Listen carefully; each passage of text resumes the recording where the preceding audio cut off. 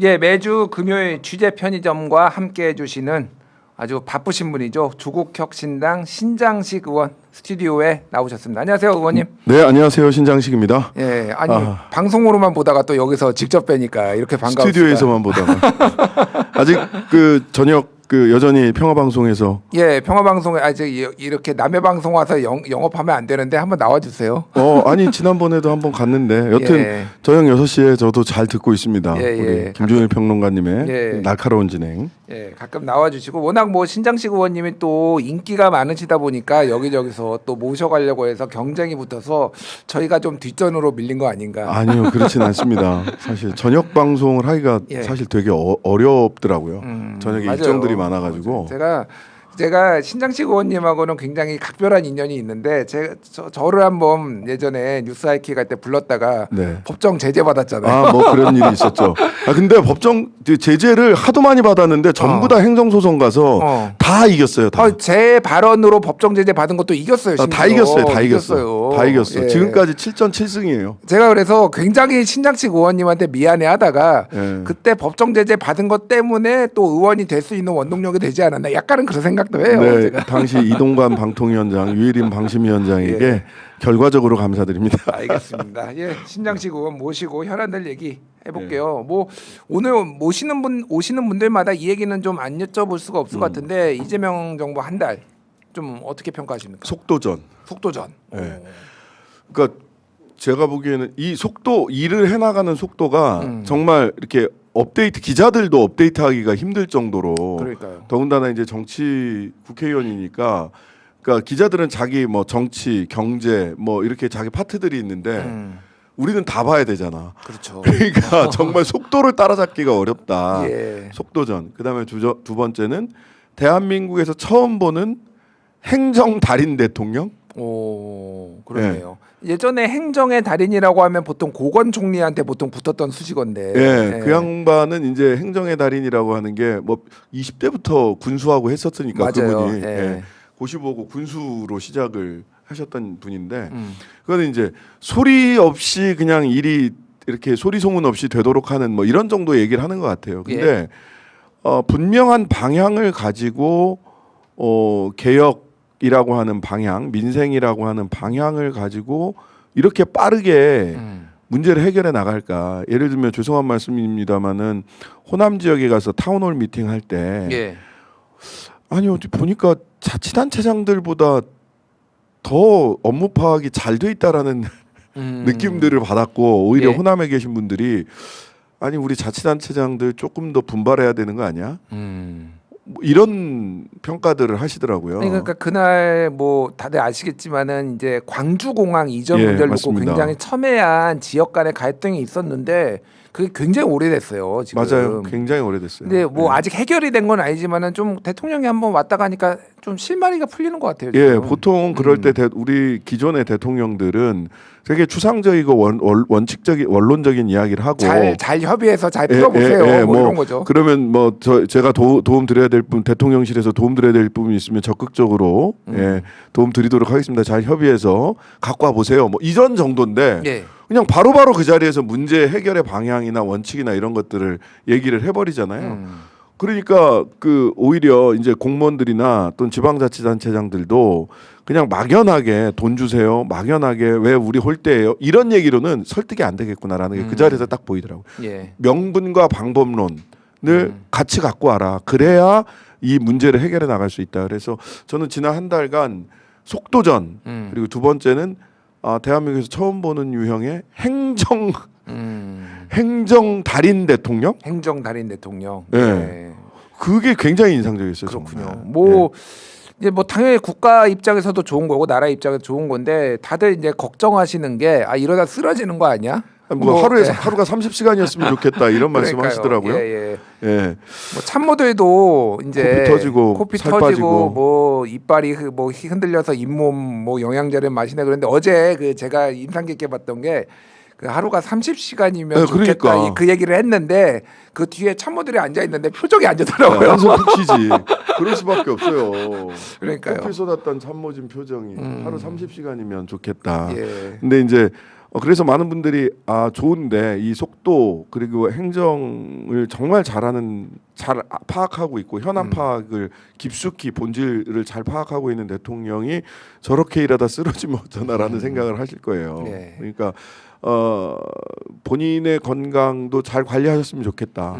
그다음에 참모들이 그전에 문재인 대통령께서도 그 노무현 대통령 시절에 그 민정수석하고 비서실장도 하고 하면서 이빨이 다 한 11개인가 교체했다고 그때. 다 이제 잇몸이 버티지를 못해가지고 그럴 정도로 경무해요. 저도 이제 뭐 조국혁신당에도 대통령 문재인 청와대 시절에 대통령실에서 계셨던 분들이 계시는데 많이들 계시는데 2년 이상 하기가 어렵다고 하거든요. 예. 근데 최소 대통령은 좀 그 참모는 2년에 한 번 뭐 바꿀 수도 있지만 대통령은 5년 하셔야 되잖아요. 윤석열처럼 3년만 하실 거 아니잖아요. 그럼 큰일 납니다. 큰일 납니다. 대한민국 큰일 납니다. 예. 그럴 일도 없을 것이고. 예. 그러니까 5년 동안 체력 안배 잘하셨으면 좋겠다. 알겠습니다. 예. 자, 이제 조국혁신당과 관련된 얘기도 좀 본격적으로 해볼 텐데요. 네네. 이재명 정부 법무부 인사, 검찰 인사를 놓고 조국혁신당에서는 참담하다라는 우려의 목소리가 지금 나오고 있어요. 네네. 그럼 전체적으로 이런 목소리 좀 강한 조국혁신당 입장에서는 어쨌든 민주당계 정권 초기이기도 하고 민주당과의 좀 우호적인 관계도 있는데 이렇게 센 목소리가 나오게 된 배경 좀 설명해 주시죠. 일단 뭐 당에서는 뭐 어떤 뭐 당에서 막 논의를 하고 이러기보다는 일단 차교근, 이광철, 이규현이라고 하는 세 분. 예. 이분들이 정말 힘들어하셨어요. 왜 그랬냐면 예. 이분들이 이제 김학의 출국 금지 사건으로 예. 4년 반 전에 억지 기소를 당해서 4년 반을 고생을 하셨어요. 예. 그리고 지난 6월 5일 날 최종 무죄를 받았어요. 그게 한 달 딱 됐네요. 그러니까. 딱 한 달 됐죠. 예.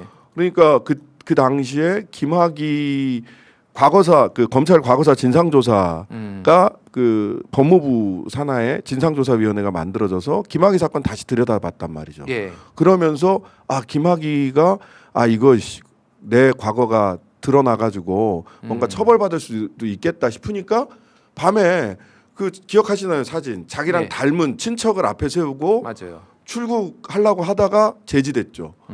이 사건은 정당한 합법적인 출국 금지, 제대로 된 출국 금지다라는 것을 법원이 4년 반 만에 확인을 해준 거예요. 예. 그래서 국민들이 잘 잡았다라고 했는데 오히려 윤석열 검찰이 검찰을 건드려, 검사를 니들이 건드려, 문재인 정부가 검사를 건드리기 위해서 과거사 진상 조사를 해 여기에 반기를 들고 오히려 차규근 당시 외국인 출입국 본부장, 그 다음에 당시 출국 금지를 직접 실행을 했던 그 공문에 사인했던 이규원, 그리고 그 당시에 뭐 청와대 민정비서관으로 있었던 선임행정관으로 있었던 민정수석실 선임행정관으로 있었던 이광철 세 사람을 억지 기소를 했던 거예요. 예. 그때 이런 말씀을 하시더라고요. 차규근 의원님이 본인이 수원지검에서 수사를 받으러 들어갈 때 분노를 이렇게 가라앉히기 위해서 그 수원지검 뒤편에 가면 저 이렇게 산하고 공원이 보이거든요. 예. 그 공원을 바라보면서 1시간 정도 마음을 가라앉히고 들어갔다는 거예요. 근데 그 당시에 담당 수사관이 누구냐? 이번에 남부지검 금융 1부장으로 간 임세진. 예. 그 다음에 수사 지휘를 누가 했느냐? 수원지검 2차장 송강. 광주고검장으로 갔죠. 갔죠. 영전했죠. 예. 그 다음에 이 전체 수사 지휘를 누가 했냐면 정진후 이런 분들이 한 거예요. 중앙지검장으로 갔죠. 그 다음에 당시에 뭐 이건 사실이니까 그냥 그대로 뭐 비판과 뭐 이런 걸 떠나서 봉욱 민정수석이 당시에 대검 차장이었어요. 그리고 이규영 검사는 당시 대검 차장한테 보고를 하고 그럼 그렇게 진행하시죠라고 사전 지시를 하셨어요. 예. 근데 본인이 사전 지시한 적 없다라고 해서 검찰에서 그렇게 진술을 하면서 이규현은 계속 재판을 받은 거고 사전 지시했다 그러면은 적법한 절차에 이루어졌다 해서 끝날 사건이었어요. 예. 그런데 이게 사전 지시가 있었다라고 하는 점이 대법 판결문에 나와요. 그러니까 봉욱 그다음에 송강, 임세진으로 이루어진 이분들이 전부 다 영전하는 걸 보고 우리가 지난 3년간 또는 5년간 윤석열 검찰총장 시절부터 쌓아왔던 게 이게 사필 규정이 맞나 예. 하는 의문을 던질 수밖에 없었던 겁니다. 그렇군요. 예. 근데 이제 어제 이재명 대통령 기자회견 내용을 보면은 이 이제 검찰 개혁 그러니까 검찰 인사에 대한 좀 반발에 대해서 간접적으로 좀 언급을 한 것 같아요. 그러니까 뭐 그러니까, 이래저래 예. 그 성의 있게 말씀을 주셨다고 해요. 공개 비공개 또 예. 기자회견 예. 야오당 야오당도 대표 대표 예, 오찬이 있었잖아요. 있었죠. 생각보다 예. 일정이 굉장히 좀 길게 이야기를 나누셨던데 예. 여기에서도 뭐 핵심은 공무원들이다. 예, 공무원들이고 그다음에 방향은 제도 개혁의 방향은 분명하다. 그러니 대신 제도 개혁에서 나는 마찰음을 최대한 줄이기 위한 노력이고 공무원들은 그 뭐 로봇 태권볼이 처리하고 영희가 타면 그대로 간다. 오보입니다. 철수입니다. 철수 훈이 아니야? 아니 거기에서 대통령이 얘기한 철수와 영희. 예, 철수와 영희. 근데 로봇 태권부에 타는 예. 사람은 훈입니다. 아, 철수도 아니고요. 훈입니다. 아, 그렇군요. 그거 자체가 오보였군요. 그러니까. 훈입니다. 예. 여튼 그래서 좀 저희들로서는 그런 이 당사자들이 있는데 당사자들이 그런 진짜 멘붕에 빠지셨더라고요. 예. 조국혁신당의 최소한의 의리 그분들과의 의리가 있는 것이고 대통령께서 어제 굉장히 그 기자회견에서도 그렇고 야오당 오찬에서도 뭐 여러 가지 말씀을 공개 비공개로 해주신 것들이 있어서 저희들로서는 아쉽고 안타깝고 뭐 그렇지만 또 대통령의 의지를 믿고 그 제도 개혁과 관련해서는 조금 더 목소리를 내고 그다음에 뭐 여러모로 좀 저희들의 의견을 검찰 인사나 검찰 개혁과 관련된 의견을 법무부 장관 그다음에 여당 그리고 대통령실에 전달할 수 있는 다양한 경로를 통해서 전달해 나가겠다. 알겠습니다. 네. 예. 뭐 그런 부분들은 뭐 앞으로 좀 이게 뭐라고 할까 조국혁신당하고 민주당하고 결이 크게 다른 건 아니니까 그런 또 갈등 내 우려를 표하시는 분들도 있는데 아마 조국혁신당에서도 잘 조율해 나가지 않을까 그런 생각이 들고 자, 검찰 개혁 얘기를 해볼게요. 그러면은 민주당에서 일단은 뭐 핵심 키는 민주당이 쥐고 있으니까 그렇죠. 민주당이 지금 당 대표 선거에 돌입한 상황이고 지금 두 분 다 뭐 추석 전 얘기를 하고 있어요. 추석 전에 검찰을 해체하겠다. 뭐 이 정도 이제 워딩인데 어제 또 대통령의 기자회견 발언은 그러니까 검찰 개혁을 완수하는 것까지는 입법까지는 좀 어려워도 큰 틀의 제도의 뭐 얼개를 그릴 수 있겠다 이 정도를 얘기를 해서 이게 이제 어떻게 될 것인지에 대한 좀 궁금증들 이런 게 좀 커진 상황이에요. 어떻게 보십니까, 신양식 의원님은? 그 지금 일정표를 이렇게 쭉 보면 왜 저런 발언이 나왔을까라고 일정표 국회 일정이나 이런 걸 보면은요. 일단 7월 9일 날 검찰 개혁과 관련된 법사위 공청회가 있습니다. 예. 그러니까 이 법안 그리고 법안은 이미 조국혁신당에서 낸 법안과 김용민 의원, 뭐 민영배 의원 등이 낸 이거 뭐 당론은 아니지만. 저희들은 이제 당론 작년 7월에 갔으니까 지금 1년이 됐어요. 이 법안이 올라가 있는 겁니다. 예. 그다음에 민주당에서 낸 법안이 김용민 의원, 민영배 의원 등이 낸 법안이 올라가 있고 그리고 이 법안을 다루는 법안 1소위장이 김용민 의원이에요. 그 방망이를 김용민 의원이 쥐고 있어요. 예. 국회에서 제도 개혁의 방망이를 물론 뭐 대통령실이나 또는 뭐 국회에서 다만 국회의 권한은 충분히 행사하시라. 라고 이제 대통령이 얘기를 했기 때문에 김용민 의원 어제 본회의장에서 만나 되게 좋아하더라고. 굉장히 속이 다 시원해요. 우리 보고 방망이 쥐고 가라는 거잖아. 예. 굉장히, 내가 키를 쥐었다. 뭐 이런 이런 거예요. 굉장히 좋아하시더라고. 토르의 망치처럼 지금 일소의 망치를 들고 있는 거예요. 예. 그래서 제가 이제 쭉 봤을 때 7월 9일 날 공청회를 시작을 합니다. 공청회를 시작을 하면 법안을 다룰 겁니다. 소위에서. 그러면 이제 국민의힘에서 소위 안에서 뭐 거부를 하든 뭐를 하든 공식적인 과정에 들어가는 거예요. 이제. 그렇네요. 예, 네. 7월 9일 공청회로 시작을 해서 이 검찰개혁 사법에 관한 이야기는 본격적으로 들어가는 겁니다. 그리고 이제 8월 초에는 7월 다음 주에 이렇게 들어가면 그 다음 주에는 인청이 있어요. 그럼 그때는 이제 다른 일정은 못 합니다. 7월 14일 주에는 인사청문회가 쭉 가요. 그럼 이제 7월 마지막 주와 8월 초에 걸쳐 있는 8월 한 1, 2일까지 한 차례 더 소위를 할 일정이 있고요. 예. 그다음에 8월 3일부터 8월 15일까지는 회의가 없습니다. 그때는 뭐 전체적으로 다 휴가철이기 때문에 그러면 8월 말쯤에 또 이제 소위가 돌아가기 시작할 거예요. 그러면 9월경이면 소위 심사가 끝날 가능성이 큽니다. 9월 초에 8말 9초에 정기국회 그럼 열리잖아요. 예, 그러니까 그때까지 얼개가 잡힐 수 있을 것 같다라고 하는 예측과 대략 국회 일정이 맞아떨어집니다. 그렇군요. 대통령의 이렇게 디테일하게 설명해 주시니까 이해가 가네요. 그러니까 어떤 그림으로 지금 이게 진행되고 있는지. 그 말씀을 듣고 저도 이제 국회 일정을 다시 맞춰본 거죠. 그랬더니 대략 그러면은 소위 일정이 9월 초 정기국회 시작할 때쯤에는 끝나서 법사위 전체 회의로 넘어가 있거나 아니면 법사위 전체 회의를 통과를 지나서 본회의로 갈 수는 있는데 어쨌든 이거를 너무 그러니까 절차는 밟되 이게 본궤도에 사실 소위에서 무슨 심사가 이루어지고 이런 거 국민들이 잘 모르실 수 있거든요. 그럼 이제 법사위 전체 회의야 본회의에 올라갈 때쯤 되면 국민들이 관심을 가지게 될 텐데 그때 올라갔을 때는 너무 시간 길게 끌면 안 되고요. 그렇게 해서 올라가서 본회의에서 통과가 된다. 그러고 나면 실은 항상 뭐 악마는 디테일에 있다라고 할 수 있는데 대통령령, 법무부 장관령 등을 통해서 이 법안을 구체적으로 디테일을 짜 들어가야 되거든요. 그게 이제 하반기 그 법안이 통과되고 나면 또는 법안 통과를 전후하여 법무부와 대통령실, 민정수석실에서 해야 될 일이죠. 그렇게 되면 이 법안이 실제로 발효되는 것은 아마 올 연말이나 내년 초. 근데 그때까지는 영도 다 만들어져. 그러니까 지금 그냥 이거는 대통령께서 9월달에 얼개가 추석 전에 얼개는 나올 수 있을 거다라고 하는 말을 거꾸로 짚어보면 국회 일정과 연관해 보면 분석을 해보면 분석을 해본 겁니다. 제가 일정표 타임테이블을 직접 본 게 아니라. 그러니까 뭐 근데 이제 이해가 갔어요 전체적으로. 이게 너무 번갯불에 콩 구워 먹는 거 아니냐 사실 이런 우려를 하시는 분들도 있고 물론 이제 또 검찰 개혁을 강하게 주장하시는 분들은 못 참겠다 빨리 해야 된다 이런 게 있는데 어쨌든. 이번 검찰 개혁은 실패하면 안 되잖아요. 그럼요.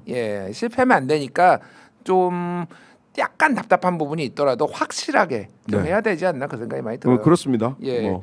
알겠습니다. 자, 지금 내란 특검 얘기 좀 여쭤볼게요. 지금 이제 어제 삼부토건 김건희 특검은 김건희 특검은 이제 압수수색을 했고 내란 특검은 이제 김주현 민정수석 이제 총리 한덕수 총리 등등등 김성훈 전 경호처장 등등 이제 조사받고 있어요. 지금 어떻게 보세요?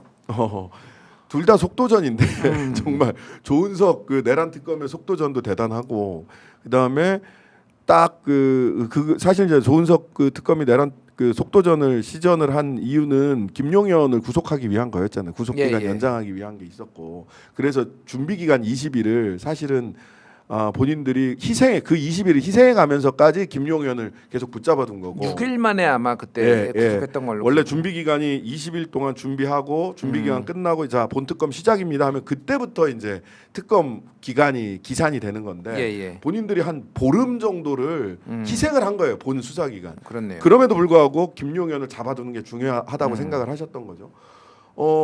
그래서 이제 내란 특검 얘기가 났으니까 이쪽을 쭉 가보면 일단 저는 처음부터 12월 4일 삼청동 안가 모임을 주목을 했고 이거 봐야 된다. 여기를 들여다봐야 된다. 그날 소위 대통령 최측근 법무 관련된 율사들이 법기술자들이 다 모인 거잖아요. 그리고 이상민 행안부 장관, 김주현 민정수석, 박성재 법무부 장관, 이완규 법제처장, 법률비서관까지 이렇게 온 거죠. 근데 여기에서 저는 키는 김주현이라고 봤거든요. 김주현. 김주현이 없던 민정수석실을 만들어서 김주현이 민정수석으로 갔고, 그리고 그 김주현을 통해서 계속해서 검찰을 장악을 했고 법적인 어떤 리스크를 관리해 왔어요. 윤석열, 김건희 법적 리스크를 관리해 왔는데 김주현 씨가 이제 10월달에 비아폰 통화하고 등등등 이런 게 지금 밝혀지고 있는데 김주현 소환되는 거 처음 보셨죠? 처음 봤어요. 저도. 그러니까요. 김주현과 김태효가 지금까지 모든 검찰이나 경찰 수사 과정에서 눈에 안 띄어요. 눈에 안 띄어요. 그렇네요. 이상합니다. 이상하고 김주현은 또 검찰 출신이잖아요. 검찰 특수부 출신이에요. 그 윗선에 있었던 사람이고 이 다 장악력이 굉장히 특수부에 대한 장악력이 굉장히 세다고 평가받던 사람이고 그다음에 거기에 더 주목하게 될 거는 박성재의 태도 때문에 그랬어요. 박성재 법무부 장관이 내란 12월 3일 내란 해변을 지나고 나서 사흘 뒤엔가 국회 본회의에 출석을 했어요. 제가 내란 공범이라고 샤우팅을 했더니 내려오면서 그때 국무위원도 전부 다 절하고 인사하고 사죄하고 막 이랬던 때 그 시절이거든요. 그렇죠. 근데 저를 보면서 아래 위로 훑어보면서 그 너 조금만 있어봐. 라는 태도였어요. 그랬어요? 네, 그랬어요. 오. 야당 쪽으로는 인사도 안 했어요. 당시 야당 쪽. 예. 국민의힘 쪽으로만 인사하고 국회의장께서 야당한테도 인사하는 겁니다. 여기 국회입니다.라고 하는데 무시하고 나갔어요. 그때까지 예. 심지어. 그러고 나서 딱 일주일 뒤에 다시 본회의에 나왔거든요. 그때도 똑같이 제가 내란 공범 삼청동에 가서 무슨 얘기했어? 라고 얘기를 했는데 그때는 오면서 90도로 허리를 꺾고 저한테 악수를 두 손으로 악수를 하면서 아 의원님 왜 이러세요? 의원님 왜 이러세요? 그러니까 내란의 밤 3일 후와 일주일 뒤에 태도가 완전히 바뀌었어요. 3일 후까지도 예. 계획이 있었던 겁니다. 2차 계엄할 예. 수 있다. 뭐 이거 수습할 수 있다. 뭐 이렇게 본 건가요? 그 그러면? 계획이 있었던 거예요. 오. 그리고 그 계획을 제가 보기엔 12월 4일 삼청동 안가 모임에서 김주현, 박성재, 이상민, 이완규가 모여서 법률상의 최소한 대응을 어떻게 할 건지에 대해서는 논의하지 않았겠느냐라는 게 저의 추정입니다. 그래서 뭐 언론 보도가 나왔던 게 김주현 민정수석이 강희구 부속실장한테 전화해서 이 문건 선포문 제대로 됐냐? 서명 이거 안 받은 거 아니야? 다 해야 된다. 뭐 이렇게 해서 지금 뒤에 서명 한덕수 서명했다가 야야 엎어 이거 큰일 나겠다. 야. 뭐 이런 일들이 있었던 그러니까요. 거죠. 예. 회의록도 5분 회의 5분 했다고 회의록에 지금 나와요. 대통령실에서 우리한테 보내준 거예요. 예. 근데 40분 회의한 걸로 회의록도 그 가짜로 썼다가 뭐 가짜로 썼다는 거를 또 강희구가 썼던 게 다 드러났잖아요. 예. 그래서 김주현, 한덕수 여기는 국무회의 관련된 직권남용과 증거인멸 혐의가 굉장히 명백해 보이고 영장 칠 수 있는 사유입니다. 그래서 내란 특검은 지금 보면 영장을 칠 수 있는 사유를 가장 먼저 수사하고 있어요. 체포방해, 증거인멸, 그 비하폰 삭제, 대통령 윤석열 상대로 해서 그걸 하다가 나 못해 그러니 그래 알았어 준비한 거 또 하지 뭐 너 국무회의 이렇게 들어간 거예요. 예. 그래서 여기에 그 관여된 윤석열, 강희구, 한덕수, 이상민, 이상민은 조금 더 있어야 될 수도 있겠다. 예. 그다음에 김주현 이런 자들은 즉각 체포 내지는 구속영장 청구가 가능한 수순으로 가고 있다. 그렇군요. 예, 내란 특검. 예. 그다음에 이제 김건희 특검으로 가면 궁금해요. 예, 김건희 특검에 이제 삼부토건으로 갔잖아요. 압수수색 지금 13군데 했잖아요. 13군데 있어요. 예. 6군데는 뭐 그 삼부토건 전 사무실 이사한 사무실. 이것도 되게 재밌어. 아니 근데 궁금한 게 예. 이제 김건희 특검은 지금 16개가 있잖아요. 예. 그중에서도 뭐 몇 개를 좀 빼면은 대충 한 8개, 9개 정도가 좀 예, 핵심으로 보이는데 네. 그중에서 왜 삼부토건을 왜 시작했냐? 왜 삼부토건이냐면 삼부토건이 수사기관의 손을 제일 덜 탔어요. 수사한 데가 하나도 없어요. 수사를 안 했군요. 수사를 안 했어요. 그러니까 도이치모터스 주가 조작은 사실은 그냥 증거 거의 다 있잖아요. 기소만 네, 하면 다 있어요. 될 명태균 정도예요. 건도 거의 다 있어요. 이미 수사를 오래 해왔어요. 예. 뭐 명태균 건은 그 뭐 8명인가 검사가 막 연서해가지고 이거 조사해야 됩니다. 뭐 이런 연서문까지 있을 정도로 수사가 많이 이루어져 있어요. 작년 11월에 또 보고서도 그거 네, 나왔었잖아요. 보고서에다가 연서했잖아 검사들이. 근데 그 삼부토건 건은 이게 굉장히 이게 23년에 일어난 겁니다. 예. 23년 그러니까 재장 2년 전 5월에서 7월 사이에 일어난 일이에요. 근데 묵혀두고 있었어요. 원래 한국거래소 시장감시위원회가 저는 이거를 반드시 적발할 수 있었던 사건이라고 봐요. 적발할 수 있는 사건이에요. 자동으로 알람이 울리게 돼 있어요. 주가가 그 정도 주가 조작을 하면 한 3개월 사이에 5배. 5배였고 5배가 1,000원에서 5,500원으로 올랐어요. 예. 5월에서 7월 사이에 그리고 그 중간에 뭐 젤렌스키 부인 만나고 그다음에 최상목은 추경호는 그쪽에 원조 한다고 차관하는 거 MOU 체결하고 그다음에 그 원희룡은 그 포럼 가고 우크라이나 가고 대통령이 결정타로 가서 우크라이나를 직접 방문하죠. 예. 오송 참사 있었던 그 시기에. 예. 그 사이에 그 딱 5월에서 7월 2달 사이에 5,500원까지 5배가 올랐고 이게 주가 조작 패턴이 너무 분명하거든요. 근데 저는 시장감시위원회가 이거 적출했다고 봅니다. 적출을 했는데 여기에 대해서 금융이나 금감원이 아무 조치를 안 해요. 아무 조치를 안 하고 작년 그래서 7월달에 민병덕 의원하고 저희가 김병환 금융위원장 인사청문회 때 이 얘기를 처음 얘기를 합니다. 예. 이거 삼부토건 주가 조작 아니냐. 그때 3분의 1 체크하고가 나와서 이종호와의 연계거리가 거기서 그때 나온 거거든요. 맞아요. 예. 예. 도이치모터스 블랙펄 인베스트먼트 그 김건희 계좌 관리인. 그래서 처음에 사실 이거를 얘기를 할 건지 말 건지 굉장히 고민했거든요. 패턴에는 딱 떨어지는데 직접 증거가 없는 거예요. 예전에 국회에서 의원님이 차트로 막 이렇게 차트 막 보여주신 적 있었어요. 예. 너무 패턴이 동일해. 그때 조사를 시작을 해요. 금감원이. 그리고 9월 달부터 조사를 시작을 해서 이걸 연말에 해서 검찰한테 넘깁니다. 지난 4월 달에 이제부터 검찰의 시간입니다 하고 이복현 원장이 기자회견까지 해가지고 넘겼어. 그랬는데 어떻게 했냐. 검찰이 반사했어요.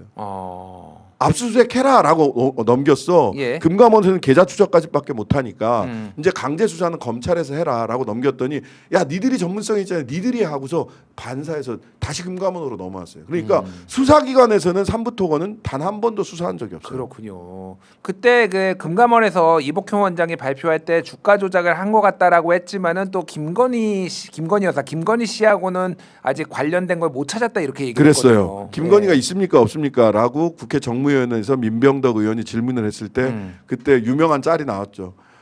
이복현 원장이 깊은 한숨을 쉽니다. 그 다음에 시장감시위원장한테 제가 계속 질문했어요. 너 그때 23년에 이 패턴 보고도 이거 적출했냐 안 했냐? 예. 적출을 못했다라고 했다면은 시스템 페일리어죠. 그렇죠. 예. 그러면 아니면 누가 눌렀냐? 답을 눌렀다는 게 못해요. 무슨 말이에요? 눌렀다는 게 무슨 말이에요? 이 적출을 했는데 압력을 행사해서 예. 이거를 금감원으로 못 넘기거나 이거를 묻어둔 거냐? 예. 답을 못해요. 답을 못하는구나. 네. 그래서 시장감시위원장님, 우리는 충분히 적출했습니다라는 얘기를 해야 한국 시장이 한국 자본시장이 신뢰가 생깁니다. 적출 못했다라고 얘기를 하시면 지금 또는 여기서 답변하지 않으시면 한국 거래소가 한국 주식시장이 이 정도 주가 조작도 못 잡아내는 시장이 되는 겁니다. 이러시면 안 됩니다. 근데도 눈을 질끈 감고 아무 말도 못 하고 있어요. 이게 섣불리 했다간 또 위증이 될 수도 있고 아니면은 뭐 답을 못 하는 거예요. 못 하는 거예요. 그러니까. 그러니까 요 부분 봐야 되는 겁니다. 누가 눌렀느냐부터 해서. 그래서 제가 보기에는 특검에서 그 검찰이 수사를 하고 있었으면 모르겠는데 검찰이 반사를 해버리는 바람에 그 바람에 여기가 압수수색이 단 한 번도 이루어지지 않은 거예요. 알겠습니다. 그러니까 이제 거기부터 들어간 거예요. 할 게 많다 이런 생각이 드는데 그냥 뭐 이런 설명 듣다 보면은 김건희 하나 때문에 도대체 나라가 지금 왜 이 지경까지 온 거야? 그 이거 생각이 나중에 많이 들어요. 넷플릭스에서 시리즈 만들 것 같아요. 그러니까요. 이거는 진짜 영화도 뭐 비슷한 게 나오긴 했지만은 신명. 예. 자, 요거는 짧게 국회니까 좀 여쭤봐야 될 것 같아요. 이준석 의원의 의원직 제명에 관한 청원 동의가 지금 60만 명 넘었는데 내일 마감돼요. 그러면 또 조국혁신당도 지금 5월 28일에 징계안 발의한 상태고 뭐 국회에 입성한 진보당 손솔 의원 이제 새로 비례 승계를 받았죠. 이준석 의원 징계해야 된다. 지금 이거 어떻게 되나요? 징계가 되나요? 안 일단 되나요? 윤리위원회가 구성이 돼야 되고요. 저는 이게 그 당연히 징계 사안으로서 다뤄지는 것은 맞다라고 생각을 합니다. 다만 현실적으로 가능할 거냐? 윤리위원회는 여당 야당이 1대1로 구성을 해요. 의석수와 관계없이. 아 그래요? 무조건 반반으로 구성을 합니다. 예. 그러니까 웬만해서는 셋 들어가죠. 웬만해서는 징계하기 누구든 웬만해서는 의원직 박탈에 이르는 징계를 하기는 어렵다. 징계를 하더라도 아마 뭐 조금 약한 경고라든지 이런 건 있을 수 있겠으나 의원직 박탈에 이르는 징계는 구조상 어렵다라는 건 현실입니다. 대한민국에서 지금 제명된 사람은 김영삼 총재밖에 없었어요. 의원직 제명된 사람은. 저기에서 그러니까 본인이 뭐 당무과제를 비틀어서 새벽에 온다고 YS 코스프레를 하던데 정신 차리시고요. 정신 차려라라고 신장식 의원이 말씀하셨고요. 아무튼 현실적으로는 쉽지 않다. 그리고 유권자들이 판단하는 것이 정치인들에 대한 최종적인 생사 여탈은 유권자의 손에 맡기는 것이 저는 정치의 정석이라고는 생각을 합니다. 다만 이것을 통해서 우리는 논쟁해 봐야 될 토론하고 논쟁해보고 예. 그다음에 국회의원으로서 품위를 지킨다는 것, 그다음에 국회의원으로서 도대체 어디까지 혐오 선동을 용인 받을 수 있는가에 대해서는 예. 저는 우리가 이번에 분명하게 좀 토론을 통해서 좀 원칙과 기준을 좀 만들 필요는 있을 것 같아요. 알겠습니다. 정말로. 짧게 요거 여쭤볼까? 그러니까 예. 이준석 의원의 태도는 좀 어떻게 보세요? 그러니까 이게 문제가 된 이후에 그런 다음에 뭐 당원들한테는 좀 사과의 편지도 쓰기도 하고 그랬는데 지금 국민들한테 제대로 이게 사과를 한 거냐? 국민들이나 예. 당시에 이제 그 무차별 피해자가 무차별적인 사실은 난사를 하는 바람에 그 전파를 통해서 난사를 하는 바람에 피해자들이 있단 말이에요. 예. 아니 당신들 걱정 끼쳐드려서 죄송해요라는 말과 피해자에게 죄송해요라는 말은 완전히 다른 결이거든요. 예? 그 당원들한테는 뭐 그렇게 얘기하는 건 자기들끼리 그렇게 하시라고 알아서 하시는데 예. 피해자들이 존재하는데 이분들에 대해서 사과하지 않는 것은 앞으로 나는 이 기조를 계속 유지할 거야라고 해석됩니다. 갈라치기 혐오 정치, 특히 젠더 갈라치기 혐오 정치는 극우에 지금 본인이 소위 극우 아스팔트 뭐 부정선거론 뭐 이런 부분들을 굉장히 신랄하게 비판하고 있고 그 말 저는 동의하고 잘하고 있다고 생각을 해요. 예. 하지만 극우의 또 다른 여러 가지 지표 중에 예. 지표 중에 하나는 그런 젠더나 약자에 대한 혐오 갈라치기거든요. 장애인 혐오 사실은 예. 유럽의 국우들 보면은 다 다 그런 그런 거예요. 예, 예. 이민자 혐오, 장애인 예. 혐오, 여성 혐오, 예. 뭐 인종 혐오 이런 거거든요. 예. 이게 이제 극우의 굉장히 중요한 지표인데 그 지표와 일치도가 굉장히 높아져 가고 있다라는 사실을 좀 이준석 의원 좀 알겠습니다. 보셔야 돼요. 알겠습니다. 어우 시간이 지나버렸어요. 우리 신장식 의원 얘기 듣느라고 진짜 시간 가는 줄 몰랐습니다. 의원님 나와주셔서 감사하고 저희 방송에도 한번 나와주세요. 네, 네, 네. 예. 불러주십시오. 예, 신장식 의원이었습니다. 감사합니다. 네, 감사합니다.